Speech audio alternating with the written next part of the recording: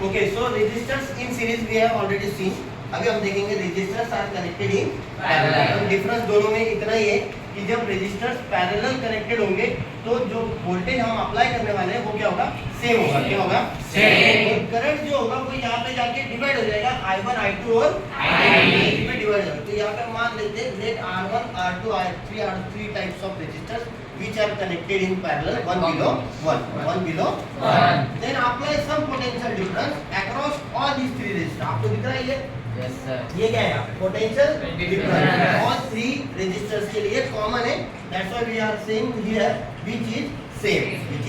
यहाँ पे देखो तो अगर वोल्टेज सेम है तो करंट सेम नहीं होगा. तो the current flowing is divided into all three resistors respectively. That means अगर I1 डिवाइड होगा तो R1 में होगा, I2 डिवाइड होगा तो R2 में, और I3 डिवाइड होगा तो R3 में डिवाइड हो जाएगा. So after that total current की वैल्यू क्या होगी? फिर टोटल करंट जो हम बैटरी में से निकलेगा वो एडिशन हो जाएगी इन तीनों करंट की, I1 plus I2 plus I3. This is our equation number 1. So here हम मान लेते हैं कि ये जो हम R निकालने वाले हैं वैल्यू ऑफ रेजिस्टेंस, उसको हम मान लेते हैं इफेक्टिव रेजिस्टेंस. क्या मानेंगे आप? Effective resistance. इसका जो इफेक्ट होगा इस सिंगल आरपी का, ये इस तीनों रेजिस्टर्स के बराबर होगा.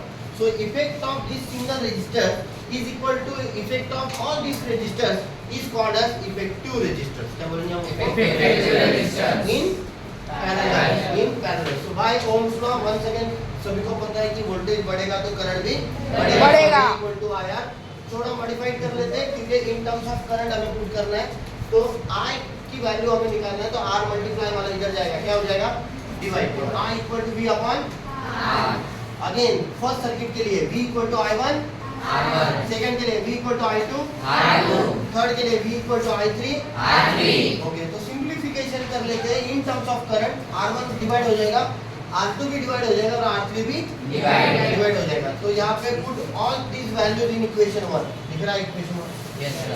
I1 I2 तीनों वैल्यू डाल देंगे. ये भी वैल्यू डाल दी.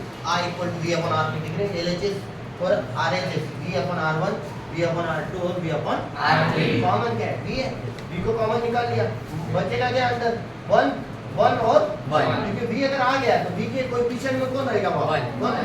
सो V मल्टीप्लाई इधर जाके क्या हो जाएगा? डिवाइड. तो divide multiply get cancel is equal to आएगा 1 upon RP is equal to 1 upon R1 plus 1 upon R2 plus 1 upon R3. This is the derivation for calculating effective value of resistance in parallel combination, which is nothing but reciprocal addition of all these three resistors. Got it? Yes sir. Thank you. Thank you.